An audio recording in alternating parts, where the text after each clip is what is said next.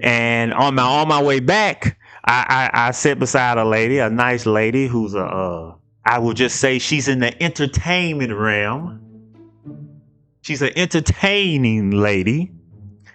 And she passed me her social media card and everything, and she is into the entertainment business. I did confirm that. Cousin Corey can confirm that. So you can do that, or you can get an Uber, or you can just have a friend or family drop you off. You ladies out there, you might can have your sugar daddy drop you off. You know, you ladies out there, your sugar daddy, he probably drop you off. And who are you ladies that's getting flued out? You might want to include that in your flued out fee. They send you a ticket, but they need to take care of your transportation to and from the airport, ladies. Okay. But if you're tall and you can afford to spend, like Delta, for instance, I'm sure all the planes, mostly all the major airlines got this. You can upgrade your seat to what they call Delta Comfort. And from what I can see, Delta Comfort is just toward the front of the plane. It's toward the front of the plane. And you have, get this, because I looked this up on the website, you get 3 extra inches of leg space. And let me tell you something. Us 6 feet people, that 3 inches is like gold. I'm telling you right now, especially you got somebody in front of you that keep moving and moving the seat, and then they'll have the audacity to recline their seat back that half an inch that it go. It'd be like it go back about 1 inch, but still, man, when your knees pressed up against the back of that seat and they let that seat go back, look. But yeah, they got different comfort, and that's basically what it look like to me. What the website says, you get the 3 inches in Delta Comfort. You can upgrade your seating 3 inches, and you get a compartment above you to put the clothes in. You get your own compartment space for your carry-on above you. And then they also have, and I think that might be $30 or so. It might be somewhere. I think it's different prices of the upgrade. It might be $30 or something like that. And then they have first class, and then they have other. Then they got another one where you can just lay down, where you could go back there in the back and literally lay down. That's another. I forgot what they call it. That's the elite seating area. But yeah, they have various, and I'm just putting it out there for the people who are tall like me and have long legs, and you might need some leg room, because I'm just putting that out there. Now, when you're picking your seat out, when you're picking your ticket out, you will be allowed to, in most cases, unless there's a certain kind of something you're doing different. Unless you're obtaining your seats and you might not have this option, the way that you get maybe getting a discount or whatever it might be, you're going to be able to pick out your seat. So you'll be able to pick out whether you anywhere in the main cabin you want to sit at, whatever row. If you want a window seat, or if you want an outside seat, or maybe you're just one of the people that I would think is kind of weird, but maybe you want a middle seat. Maybe you want to be the meat in the sandwich. Be my guest. That'll be the last seat I pick. It'll be the meat in the sandwich. But both of my flights going to Atlanta and come from Atlanta, I picked the window seat. And on my way back, I sat beside a lady, a nice lady who's I will just say she's in the entertainment realm. She's an entertaining lady, and she passed me her social media card and everything, and she is into the entertainment business. I did confirm that. Cousin Corey can confirm that. But anyway, she asked nicely if she could, on my way back, if she could have the window seat, and I let her have the window seat, and she proceeded to get her Instagram video of the plane taking, her Instagram IG story of the plane taking off. And I think that was her a big priority of hers, and I'm glad she was able to get that, because I wanted to see what it was like to sit on the end. I sat on the window seat going. I wanted to see what it was like on the end. And my personal opinion, going forward, I will always choose the window seat. And that's just my opinion because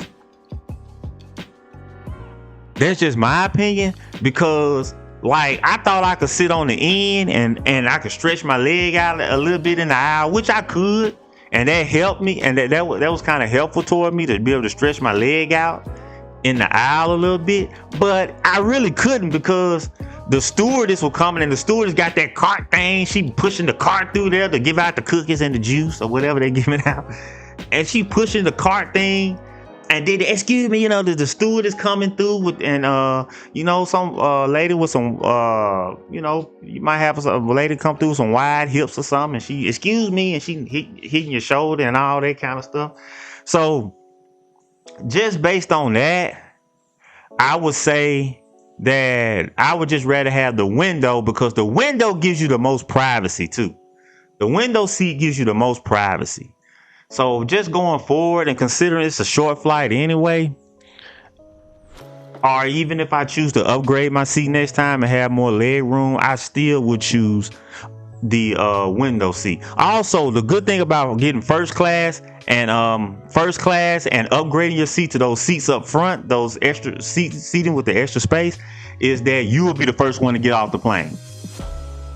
You'll be the first one to get off the plane too. Think about that, because if you toward the back of the plane, you gotta wait on people. Some people are real slow and lethargic, and you just standing up there waiting on people. You be waiting forever. So that is something to consider. All right, now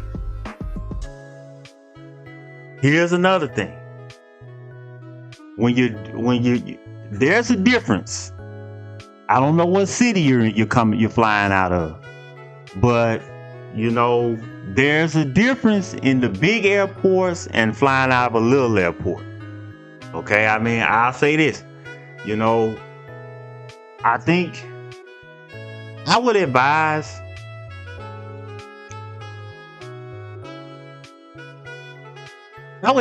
anybody. I don't care if you're flying out of Timbuktu, or if you're flying out of LAX or JFK out of New York City.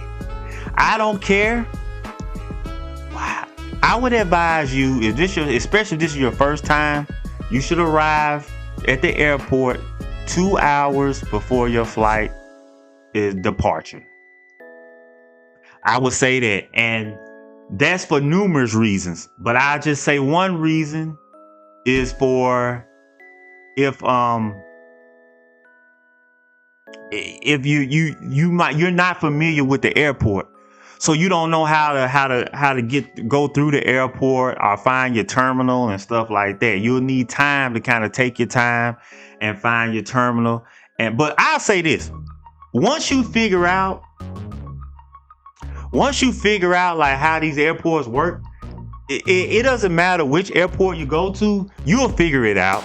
Like the big airports, I can tell you, they got the bigger they have Concords. The bigger from what I saw, I flew out of Hobby Airport. That's a smaller airport in Houston, and I touched down at the the Atlanta airport, that big airport, and I came back to Bush International or Intercontinental or whatever you want to call it, the bigger airport here in Houston. So I can tell you, I flew out of two of the biggest and busiest airports in the country. Atlanta might be the most busiest. It's definitely in top 3 busiest airports in the country, Atlanta. And I can tell you this, just to sum it up, but you're going to have Concourse. The Concourse will be A, B, C, D. It'll be A through, the more Concourse, the more letters there are, So the bigger the airport, the more concourse it'll have, of course, and it'll be more letters. And usually there'll be some type of, you can walk to each concourse, which will take forever. Or the big airports like Bush and Bush International and in Atlanta and stuff like that, they have either a train system. It'll be underground or above ground, a train system that you can ride to each Concorde, and that makes it a lot faster. And it's real simple. And each Concorde is going to have probably about 20 something terminals. 21, 22, 23 terminals, and your ticket will say what terminal you're at. It'll be like B17. That means you're in Concord B, Terminal 17. And it's one of those things, when you go there, you'll figure it out, and it'll be simple. Once you go through it one time and just walk through the airport, it'll be real simple. But you're dealing with a big airport like that. A big airport, those big major airports, LAX, JFK, O'Hare, I'm pretty sure Midway is pretty big too. That's in Chicago. Bush International here in Houston. Atlanta Airport. Probably LaGuardia Airport too. Like all those big ones. You want to get there early so you can make your way. You can have time to figure out where you're going. Another thing is parking. Okay, you're gonna have to figure out your strategy on what's the best option for you.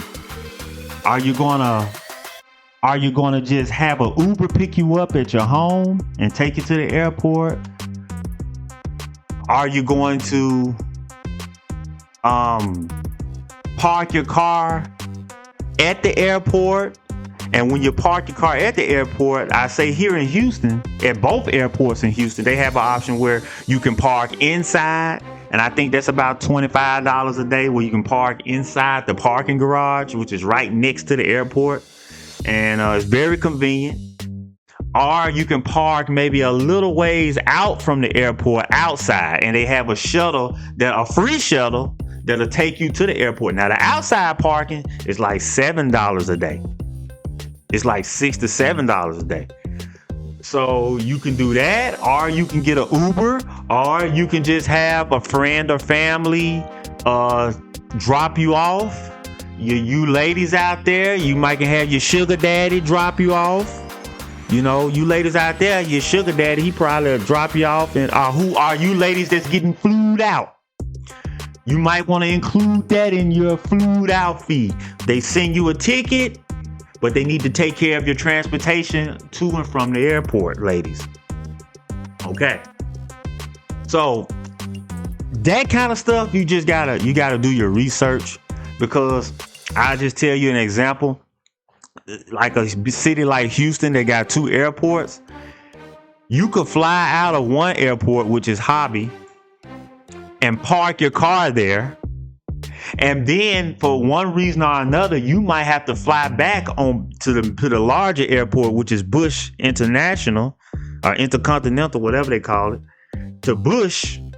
And then you will have to just get an Uber to take you to your car at the other airport still, which defeats the purpose of parking your car. So that's the kind of stuff you have to weigh your options and kind of decide what's best for you.